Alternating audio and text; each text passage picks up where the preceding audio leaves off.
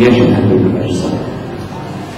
لنا كل يوم مشوار بين الله وحياة تضيء بين خفيفتين، ولنا مائدة من أخبار يأتي بها المساء إلى حين.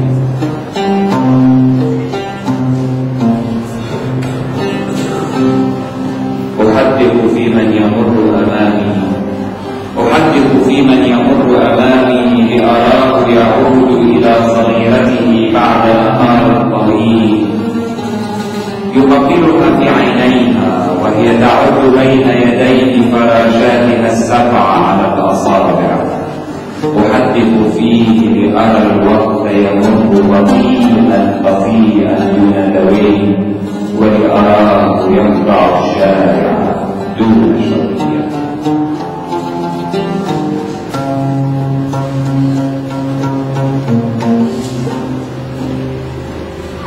تمر ريح البارود ثقيلة أمام البحر، تمر ريح البارود ثقيلة أمام البحر لتملأ الليل بأجنحة فراش يحترق.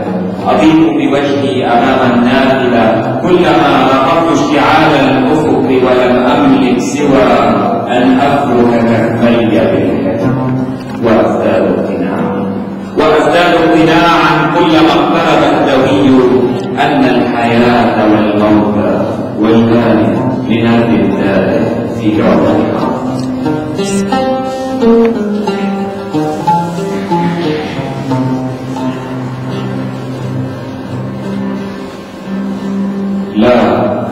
لم تكن الرصاصة التي أخطأت رأسي بالأمس بمراءة عصفور ضل الطريق ليصطدم بزجاج النافذة، كانت غرابا جائعا للدم، ولأنها لم تثمن من جرحي عادت الليلة لتكمل طقوس الموت. كنا 3 راحلات يبحثن عن ضحية. الأولى لم تبتعد كثيرا عن ابتسامة الحائرة فوق الجدار، الثانية غاصت في أعماق بسادتي حتى النخاع، والثالثة فجرت بالجدار في يأس. لم أكن هناك لأقدم موتي على فراش من البراءة، ولم أكن هناك لأشاهدني أربع في صمت الباب.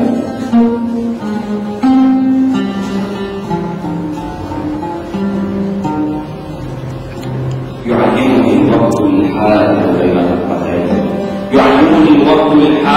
بين طلقتين كيف يكون الرصاص مع عقارب الساعة كي يعود إلى القاتل برأس الضحية، وكيف أراجع كل ليلة ما قد ذاب في ذاكرتي عن اتجاهات الريح وسرعة الضوء لأفك طلاسم حيرتي كلما جن البارود وتقاطع الرصاص بين الجدار والجدار.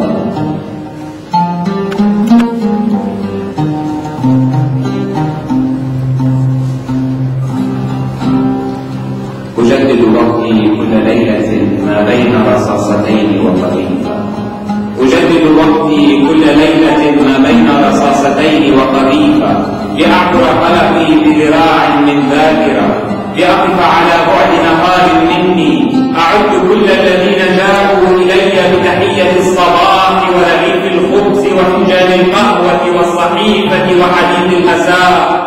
هل كان لديهم ما يكفي من الوقت لإغلاق النافذة قبل أن ينشط البارود كشتاء منتصف الليل؟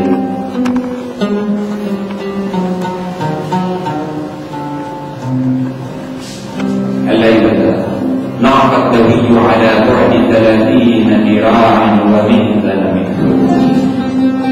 الليلة نعق الدوي على بعد 30 ذراع ومنزل من حلمي.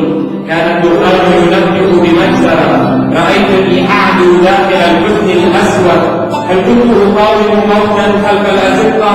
هل كنت أخشى وجه النرد المظلم؟ هل كنت أفتش عني كلما نعق الدوي فوق المنازل؟ رأيت رجالا يرقدون في صراخهم، وجسدا دون ذراعين، وامرأة تبكي. هل ستأتي دون ذراعين يا حبيبي؟ هل ستأتي دون موت؟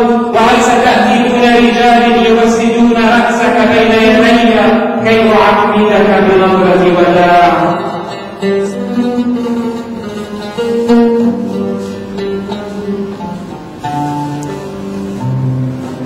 رأيت ضفيرة شعر دون رأس الصغيرة، رأيت ضفيرة شعر دون رأس الصغيرة. بماذا كانت تحلم تلك الفراشة؟ هل تستطيع الذهاب إلى غدها دون رأس؟ وماذا ستقول لربها يوم القيامة؟ جاء القاتل فجأة ولما رآني أحلم اختطف رأسي وترك ضفيرتي للدموع.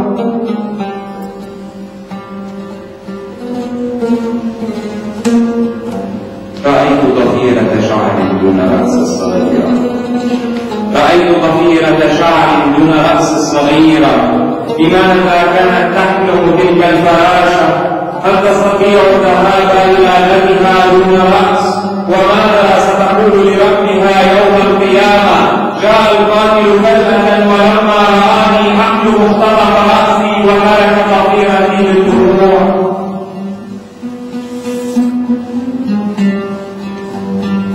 رأيت يدا لم تزل معلقة بمنطق الباب، رأيت يدا لم تزل معلقة بمنطق الباب.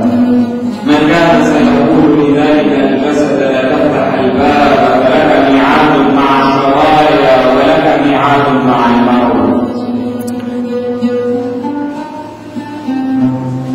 كان الجسد على بعد خطوتين من يده، كان الجسد على بعد خطوتين من يده. تتكرر قوله وجوه باكية لا تغادر، ابقى قليلا فسنحبسك بالدم وسنبدأ وقتك بحكاية لم تعرفها من قبل. ما اسمك؟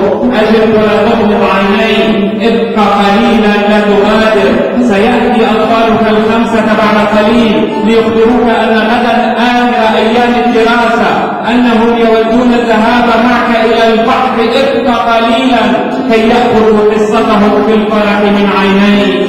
هم ما زالوا صغارا.